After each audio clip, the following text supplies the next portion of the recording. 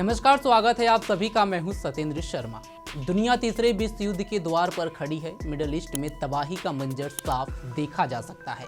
Israel और Iran एक दूसरे पर बैलिस्टिक मिसाइल दाग रहे हैं। शहर दर शहर नष्ट हो रहे हैं।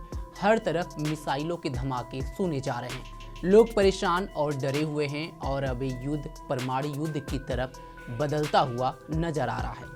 इजराइल के हमले में ईरान के कई परमाणु ठिकाने तबाह हो चुके हैं। तेहरान जल रहा है।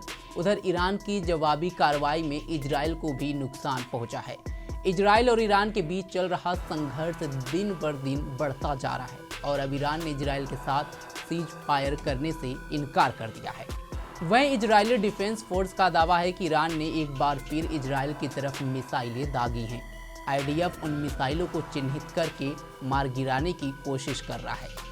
मिसाइल हमले से लोगों को आगाह करने के लिए जेरूसलम और तेल अवीव में लगातार हवाई सायरन बज रहे हैं।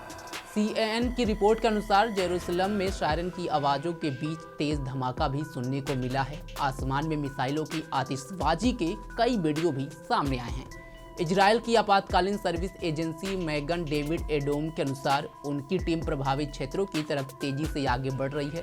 वहीं इजराइल और ईरान के बीच जारी बेगानी जंग में पड़ोसी मुल्क पाकिस्तान बिना मतलब अब्दुल्ला दीवाना बनता नजर आ रहा है।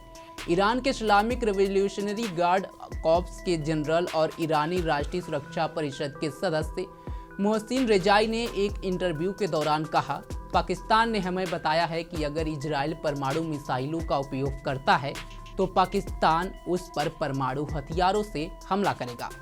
पाकिस्तान ने ईरान के पीछे खड़े होने की कसम पहले ही खा रखी है और ईरान पर हमलों के बाद उसने इजराइल के खिलाफ मुस्लिम एकता का आह्वान किया था। हालांकि इजरायली हमलों के विरोध में ईरान के प्रति पाकिस्तान के कट्टर समर्थन के बावजूद इजराइल के खिलाफ परमाणु हथियारों के इस्तेमाल की संभावना के बारे में किसी भी पाकिस्तानी अधिकारी की ओर से कोई बयान सामने नहीं आया है। ईरान और इजराइल के बीच स्ट्राइक का सिलसिला पिछले 4 दिन से चल रहा है। ईरान के स्वास्थ्य मंत्रालय के अनुसार इस हमले से ईरान में 230 लोगों की मौत हो चुकी है, जिनमें 90% आम नागरिक हैं। वहीं ईरान की जवाबी कार्रवाई में बच्चों समेत इजराइल के 10 लोग मारे गए हैं। इजराइल ने अपनी एयर स्ट्राइक में ईरान के परमाणु ठिकानों, टॉप कमांडर्स और बैलिस्टिक मिसाइलों को निशाना बनाया था। समाचार एजेंसी AF की रिपोर्ट के अनुसार इजराइल का अगला टारगेट ईरान के सुप्रीम लीडर अयातुल्लाह खामेनेई थे, लेकिन अमेरिका की चेतावनी के बाद इजराइल ने अपने कदम पीछे खींच लिए हैं। ईरान ने संघर्ष विराम की वार्ता को सिरे से खारिज कर दिया है। इस मामले में मध्यस्थता करने वाले कतर और ओमान को तेहरान ने साफ कर दिया है कि इजरायली हमले का अच्छी तरह से जवाब देने के लिए बाद ही सीजफायर पर विचार किया जाएगा।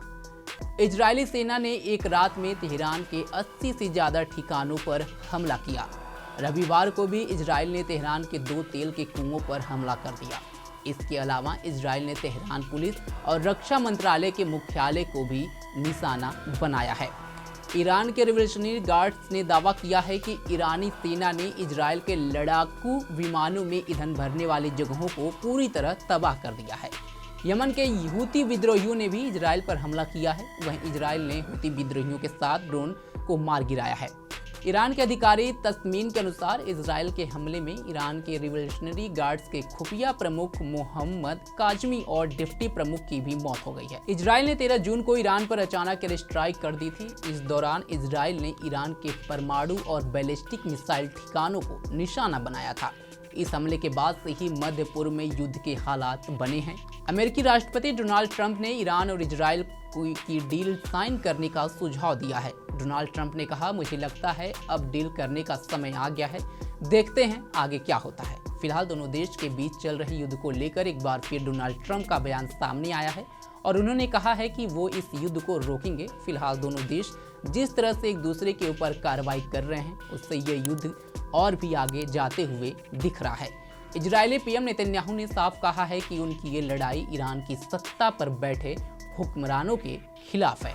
फिलहाल अभी के लिए बस इतना ही। देश दुनिया की तमाम खबरों के लिए जुड़े रहें हमारे साथ और देखते रहिए पंजाबकेसरी.com।